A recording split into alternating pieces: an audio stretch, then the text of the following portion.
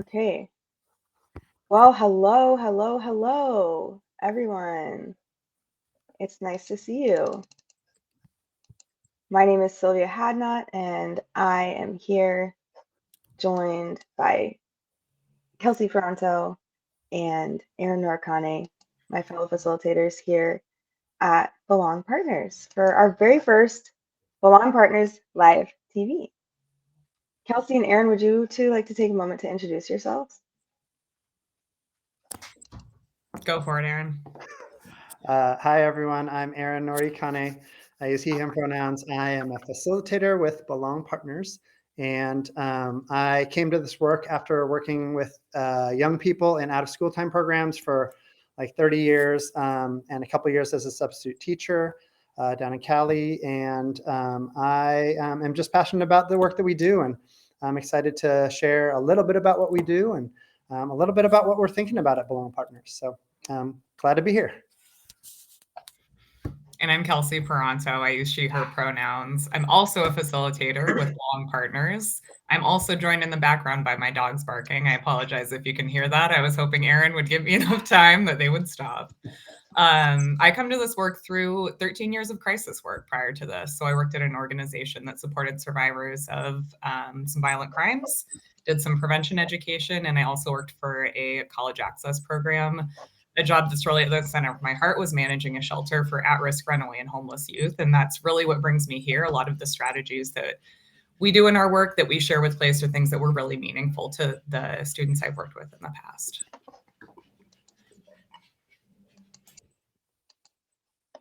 Nice. Thank you both so much for sharing a little bit about yourselves and background. And for me, I'm also coming to this work with a background in education, spent some time in the classroom in the K-12 setting, oftentimes in alternatives education situations, whether that be teaching art or teaching special ed. And I found myself at Belong Partners really feeling like I wanted to make a change in the school systems. So I do feel pretty gratified that I, in working here, I feel like I actually have been able to make some changes and contribute to the education systems that we have. And we're here today to chat about some of those changes that we can make in our education systems, specifically around behavior in school and what actually motivates student behavior. If you are watching us live, you may have seen the article that we put out about the impact of rewards and behaviorism, which is a school of thought that shares that, or that thinks that in order to change people's behavior, you want to reward the behaviors that you like or desire and punish the ones that you don't like or are undesired. And in this live stream, we are going to actually talk about our beliefs about what motivates student behavior and some different ways at looking at changing the ways that students can show up in the classroom. So I think we should start things off just getting to know a little bit more about the Belong Partners beliefs around what does motivate student behavior. Aaron, do you want to start us off? Yeah, sure. So I first like to start us off by just acknowledging that when we talk about, motivating student behavior, changing behavior at all, we're really thinking about it as in terms of like not just students, but humans. So, we're in our organization just values humanity and really centers our work around how do we uplift each other.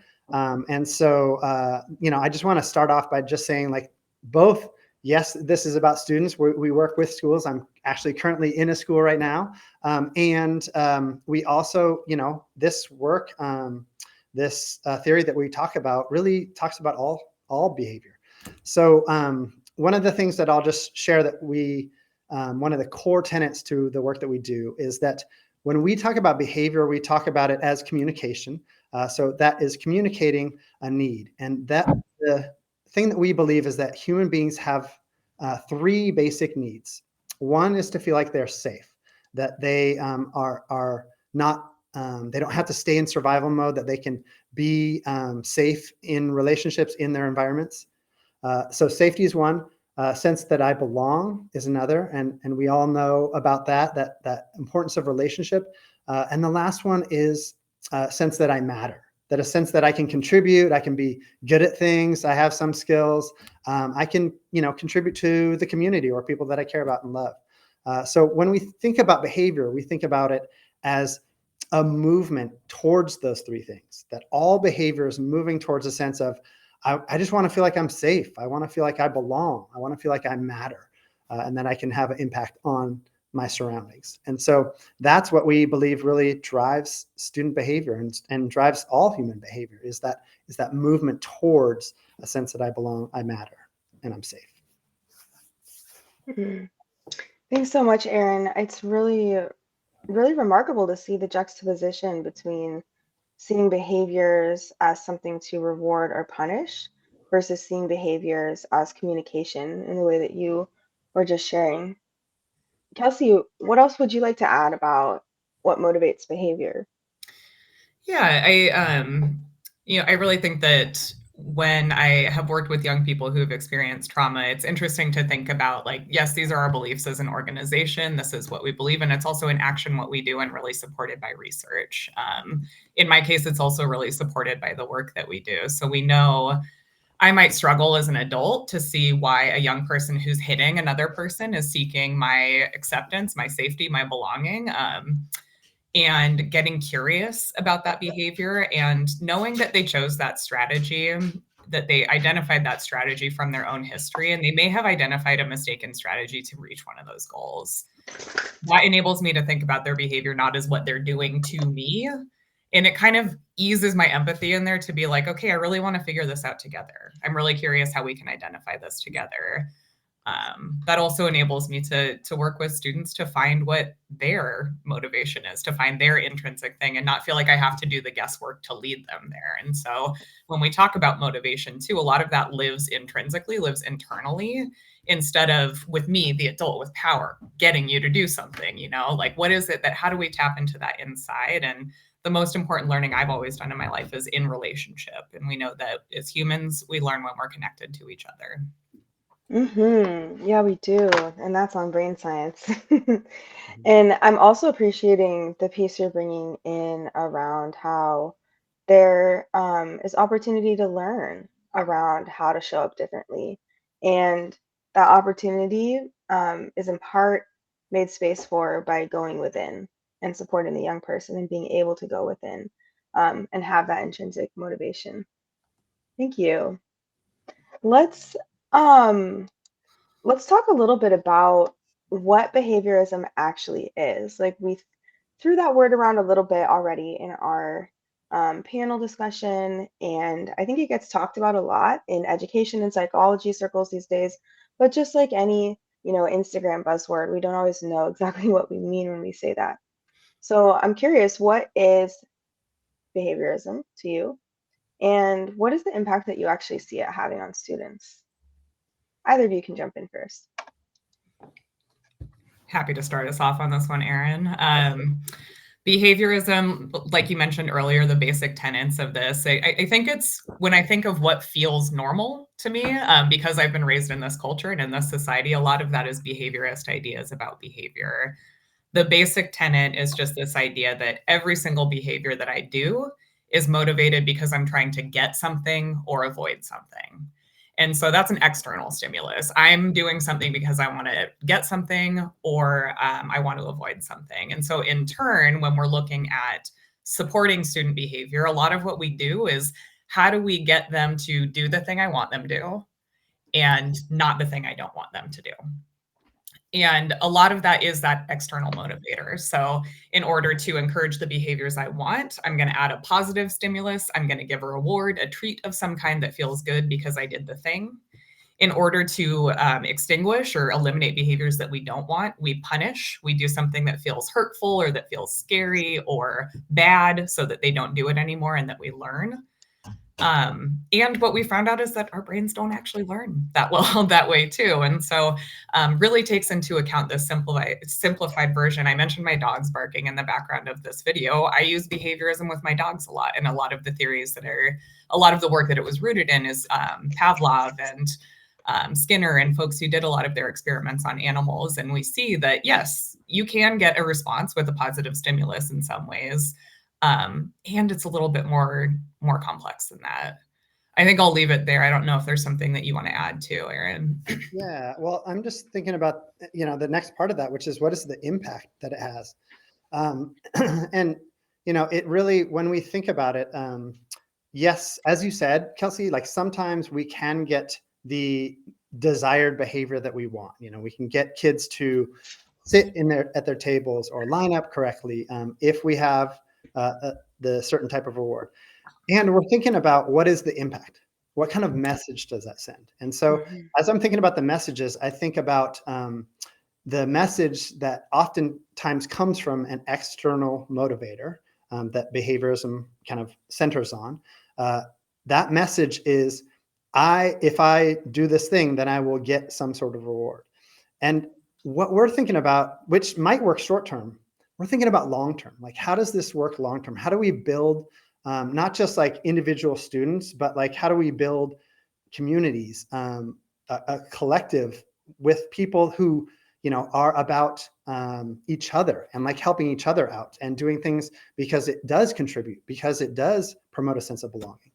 And when we think about that impact, oftentimes those rewards can send that message that I will only do something when I am rewarded, or I will only do something because I'm scared of the thing, of getting the consequence or punishment. So we're thinking about behaviorism, and it has, like, there are times where that can work. Like, we see it, and we see it all over the place in schools, in our society, where we are drawn towards how do we get the kid to do the thing right in that moment. And that is real. And I want to like take a second to just, notice that this is even more real, I think, in our current education system. We are right now strapped. Schools are strapped for support. There are fewer and fewer teachers that are willing to be in our schools. And things are hard in the classrooms and in our school systems, in our hallways.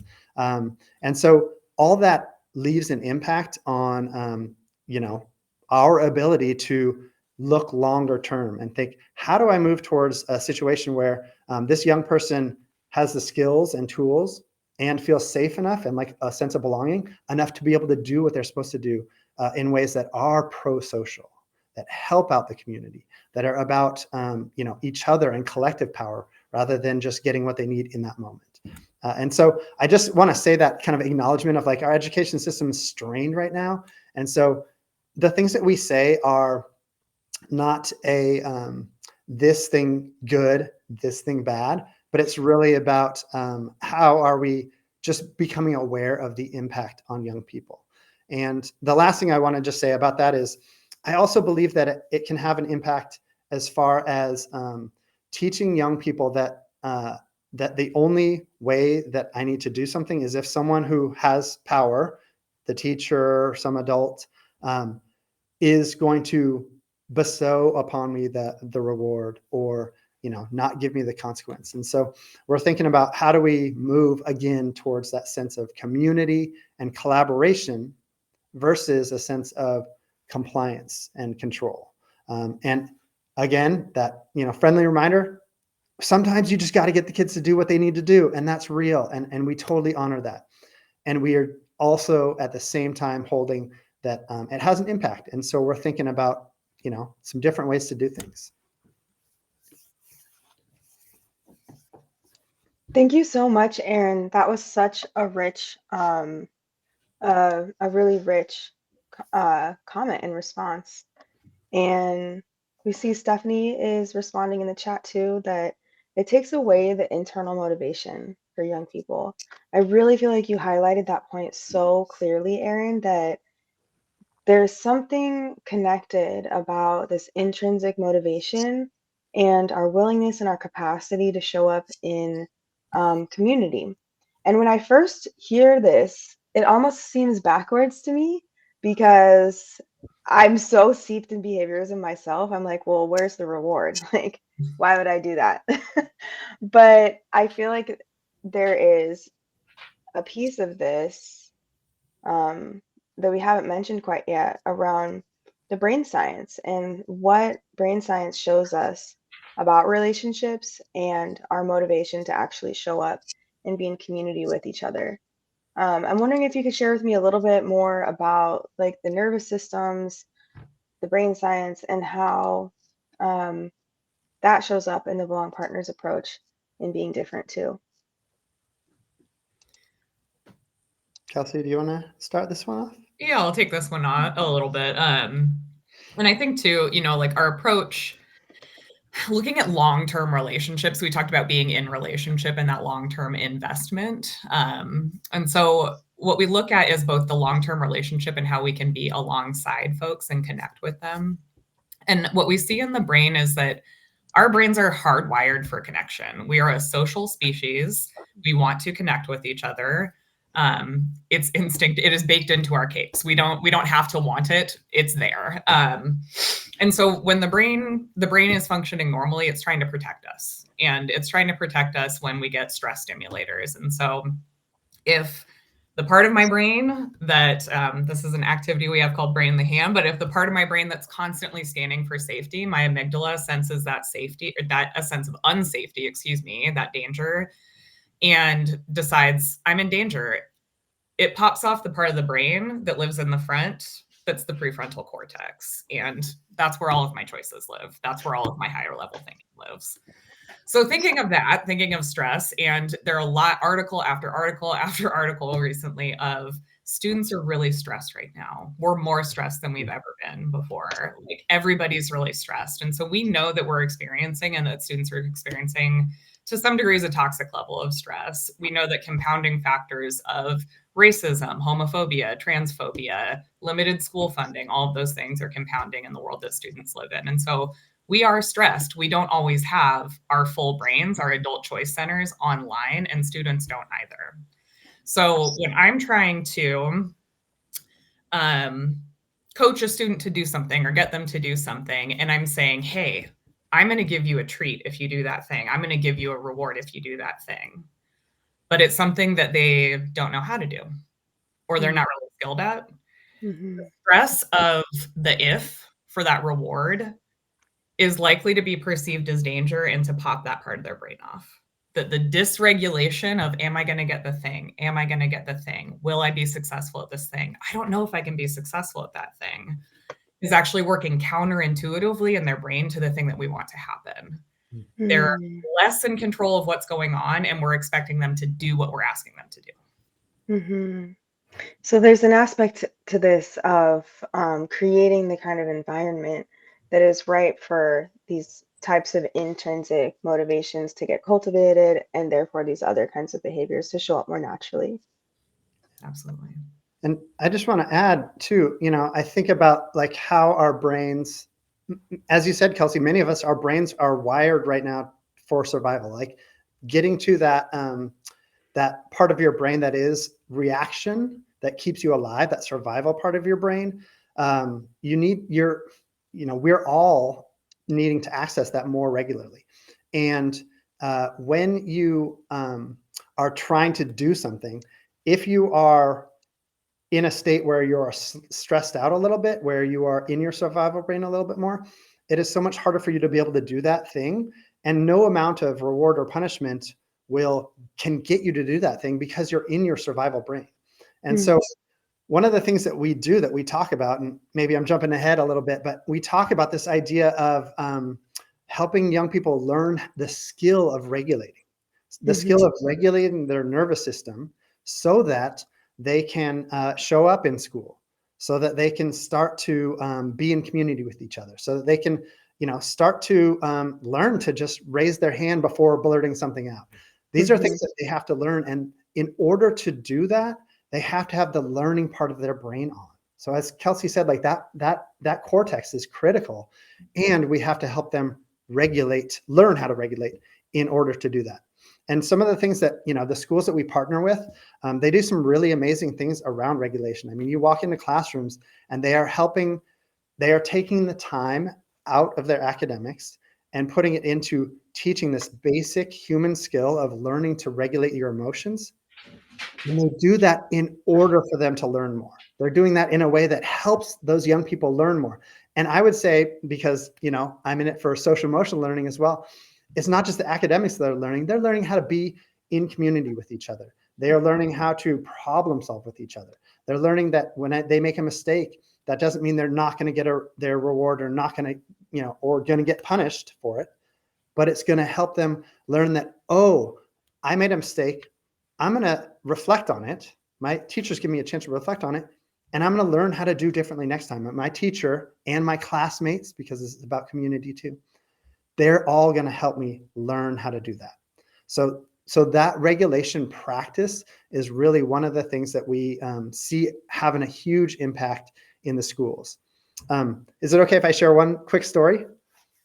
Yeah, let's share a story and then a practice, and then maybe we can open it up for some Q&A. Yeah. So just one of my colleagues shared that at one of the schools that we are working with, they had noticed that their discipline data was going up, like there was more physical aggression. So the team that's looking at that data is trying to figure out how do we deal with this together in a way that is solution focused and not about how do we punish it out of the kids. And so they implemented 5 or 6 times a day across the whole school. They're doing intentional time to regulate their nervous systems.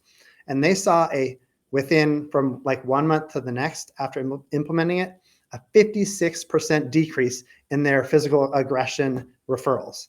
Like, wow, that's huge. Like, that's a huge impact. And that's who knows? cool. Like, I'm not going to state that that's like all, the magic of the things that you do, but I will say, I guarantee it had an impact on them and their ability. And it wasn't contingent on them acting in a certain way. They were able to regulate, because we know that helps all students, whether they have been impacted by trauma and adversity, or whether they're coming in, with fully developed prefrontal cortex, and, like, they can show up in their own way. They were supported in that way that helps them do better. This is some human brain basics, is what you're saying. Yeah, really. Yeah. Cool. Well, Kelsey, I'm wondering if you might also like to share a practice that educators could implement to build collaboration in their classrooms before we open it up to the audience. Absolutely. Regulation, we start with regulation. Regulation lives in our downstairs brain, our survival brain. And so we start there. The next thing that we need in our brains, again, in being hardwired to connect, is we need relationship. And so a lot of the things that feel like nothing to teachers, practices that they might implement in their classroom, are things that focus on nurturing relationship. And I'll say too, in conversation with educators, a lot of the times when educators are giving rewards and stickers, when we talk about what actually matters to them, it's the relationship to that child. It's having something that represents we're in relationship with each other, we're connected to each other. And so if we can redirect and look at what's a way that I can connect with this child, what's a practice that I can implement where I'm getting to know them without asking them to do something, where I'm learning about them and what's important to them and bringing it into the lesson because they're part of the classroom. Where I'm giving them the opportunity to solve their own problems with some guardrails for self-review. Those are all things that we want to consider. One tool that educators can implement in their classrooms, besides providing for that option for regulation in space, is just looking at how they're integrating their relationship with students just based on that relationship, based on encouragement, based on saying, I notice you, I see you, it matters that you're here. So an encouragement is going to be different than a praise, which is a good, better, best kind of thing. And encouragement is, hey, I see you really working hard on your assignment today. Hey, I noticed that you showed up and you looked a little sad. Do you want to talk about it? Anything that communicates that it matters that you're here can have a really significant impact on behavior, even though it doesn't feel like doing much.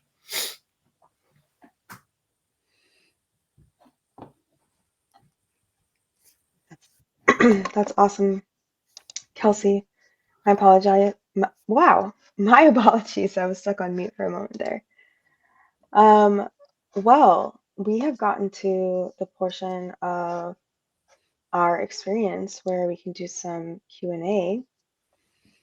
And so folks in the audience, you can actually send your questions in to the chat right on Facebook or Instagram. And Sylvia, while we're waiting for a question, can I share one thing that we haven't yet really talked about, which Yeah, is please. the equity piece of this? Mm-hmm.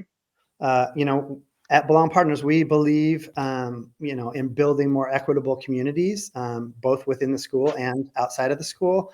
And one of the pieces that we know about behaviorist psychology is that it is all external based, and oftentimes the bestowing of the reward or the punishment is in the hands of a person, and that person typically has, or is leveraging their power over that other person. Not necessarily in a negative way, sometimes to get them to do what they need to do. Yeah. And it is still demonstrating a hierarchical relationship where the person who has that power is leveraging that power, is using that. And when we think about the natural implicit bias that we all have in us, Mm-hmm. that impacts the way we see behavior, the way we Mm-hmm. see young people who are advocating for themselves by saying, no, actually, that doesn't work for me, or by moving in a different way in a classroom, who struggle to sit still, who need to move their bodies. There is bias that happens within that. And so we're trying to move towards a way of being that is about bringing young people in to the community and saying, Mm-hmm. like, we're with you, Mm-hmm. we're alongside you, we're here to support you, and we're going to help you do better. Because it's not just about letting them do whatever they want, right? It's about Mm-hmm. holding them or helping them meet the agreements of the community. And like, how do we help them do that? And that removes a little bit of the bias that can happen just naturally because of who we are, living in a society that values product performance over people. And we're really trying to flip it so that we're focusing on people first before product performance, and you all know profit, right? So how do we focus in on relationship, and you are always welcome, you always belong here, and we're going to help you meet the needs of yourself and the community. And how do we continue to do that over and over and over again? Wow, Aaron, thank you so much. I'm really glad that you took the time to bring that piece in. It's so powerful, and it goes to show why there, or how so many of the inequity problems that we are facing right now are really connected to this way of interpreting and understanding or misunderstanding human behavior. So this has been really powerful, you two. I think this is a great discussion to have in the context of the schoolhouse and teaching. And it's also just a great conversation to have in the context of the global experience that we're all having. And I'm seeing now we're getting a question in the chat too about a small step that parents or teachers could also do to move away from behaviorism. I appreciate that question, bringing in more of the parent perspective too. Would you like to start with this one, Aaron? Sure, yeah. As the resident parent right Yeah, now, yeah. uh, at least of a human. So one of the small things I think we can do is to just notice when we are trying to encourage behavior in ways that give, as Kelsey talked about, praise that is focused in on when they're doing the right thing. I need to be excited, and I need to celebrate it, and I need to do amazing things. What if we removed the kind of contingency on celebration and appreciation? And what if we focused in on, I'm going to celebrate you all the time, or maybe not all the time, but at different times, right? That's not just when you do what I want you to do, right? Which again has different bias, because we all know kids are learning how to navigate this world, and they want to do what they want to do. They do what they have learned how to do, right? And so we're thinking about how do we see them, and sometimes that can be as simple as just one of my colleagues calls it a sports commentator, just noticing things, right? Just saying, oh, I see that you're running around inside the house. Do you want to try to run outside and do it on the basketball hoop? Or do you want to maybe find something to do that can calm your body a little? So thinking about how do you just commentate and just say, ooh, I see that happening, rather than coming in and trying to correct it or trying to praise what were, the desired behaviors. It's really about how do we just see them for who they are, and leave space for them to learn different ways of being.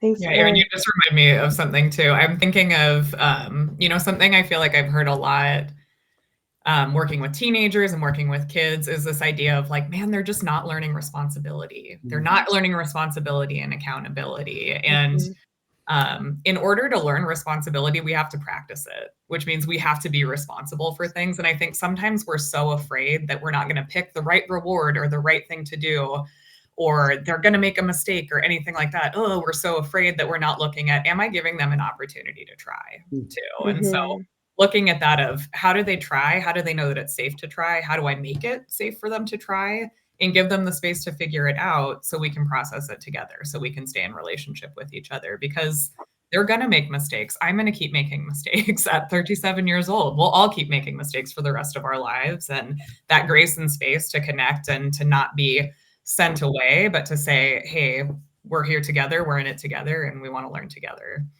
Yeah. And that goes for in our classrooms as well, right? Like if they can have the space to make mistakes and learn from it and just be in community with each other in a way that says like, you belong always, you matter always. And we're going to help you. That just like opens up so much possibility for these communities that are more equitable, that move us towards more anti-racist practices, where we're not only just doing what we need to do, but like we're doing what helps each other, what helps our community, what helps people that are different from me, what helps us like move forward together in a way that doesn't take away from, but really is about building up, and creating and building that community and collective power. Thank you so much. This is such a powerful place for us to leave our conversation off. So this has been the first installment of Belong TV. I really appreciate you both, Kelsey, I'm and filling it for Mila today. It's all good. Kelsey and Aaron for being here. It's really, really amazing to reflect on how just these subtle mindset shifts and changes in small practices, in the way we approach young people, the way we speak to them, and the way that we interpret their behavior can make a world of difference. So I just got to say, I'm really excited to be on this journey of making a world of difference with both of you. So thank you. Yeah, Sylvia, thanks. thanks. Yeah, so good to see you. Me too. All right, we're out. Take Okay. care, everyone. Bye.